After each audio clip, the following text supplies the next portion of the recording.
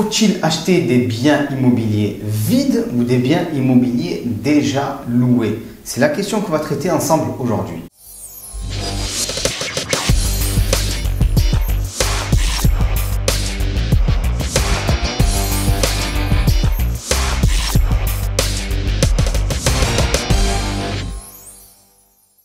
Bonjour à tous, je suis Romain Caillé, l'auteur du livre best-seller Adieu patron, devenir rentier en 18 mois grâce à l'immobilier. Aujourd'hui, on va traiter cette question, faut-il acheter des biens immobiliers qui sont loués ou faut-il acheter des biens immobiliers qui sont vides?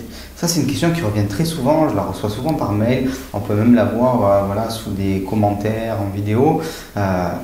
Vide ou loué?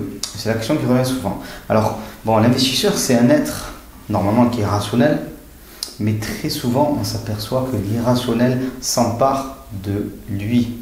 Et quand le bien immobilier est loué, l'investisseur va commencer à avoir peur du locataire qui est en place. Est-ce que le locataire en place est un locataire de qualité? Est-ce qu'il va payer? Quand c'est vide, l'investisseur immobilier va avoir peur du bien immobilier en lui-même. Est-ce que le bien immobilier va permettre d'attirer les locataires? Est-ce que ça va se louer? Alors, ce qu'il faut comprendre déjà dans un premier temps, c'est que vide ou loué, il faut acheter des biens immobiliers. On ne va pas se trouver des excuses, vide, loué, pour ne pas acheter. Ça, c'est très important. Il faut acter, il faut acheter de manière à ce que le temps joue pour vous. Après, quand vous avez compris ça, c'est déjà pas mal. Il faut définir sa stratégie. Il faut savoir en fait quel type d'investisseur vous êtes.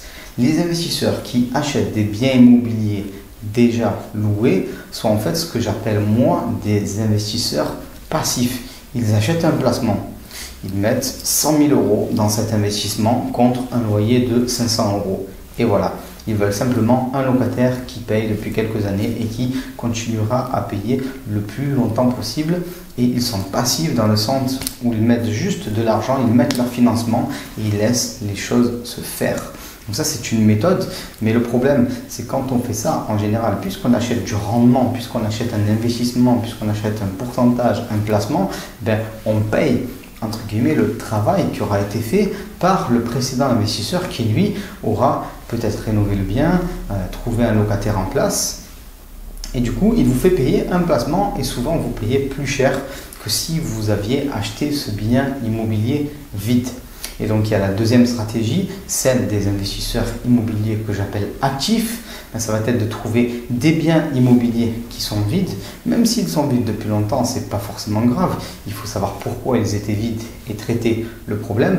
Donc ça, c'est des investisseurs immobiliers actifs. Et c'est eux qui vont rafler la mise puisqu'ils vont pouvoir négocier le prix si le bien immobilier est vide depuis un certain temps, si jamais il y a des travaux à faire. Et ils vont pouvoir l'exploiter en fait, le mieux possible. Donc vous trouvez un bien vide, décoté. Ça, c'est quand même mieux. Il faut évidemment que vous achetiez en dessous du prix du marché avec des travaux de préférence et exploitables en fonction de la stratégie que vous voulez utiliser, la stratégie pour avoir votre rente. Et tout ça, en fait, ça ne peut pas être fait avec un bien immobilier qui est déjà loué. Donc, si vous êtes un investisseur actif, vous ne pouvez pas vous orienter vers des biens immobiliers qui sont déjà loués car vous n'allez pas pouvoir mettre en place toute la stratégie qui permettra d'avoir des rendements, des loyers plus élevés que quand vous achetez un investissement immobilier déjà loué. Donc c'est très très important de le comprendre, ne pas se trouver des excuses. Un investissement, c'est un investissement. Si vous voulez être quelqu'un d'actif, il va falloir aller sur des biens immobiliers qui sont vides. Et après, il va falloir faire votre travail d'entrepreneur. On pourrait dire en quelque sorte votre travail d'investisseur.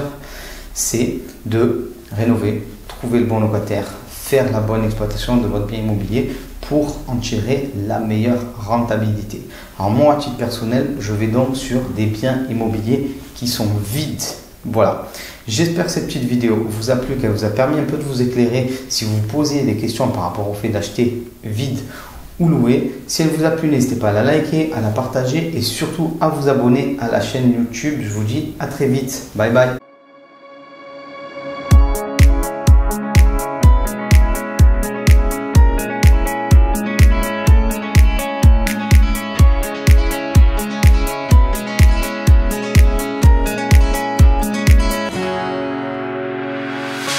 The sun blazed so brightly.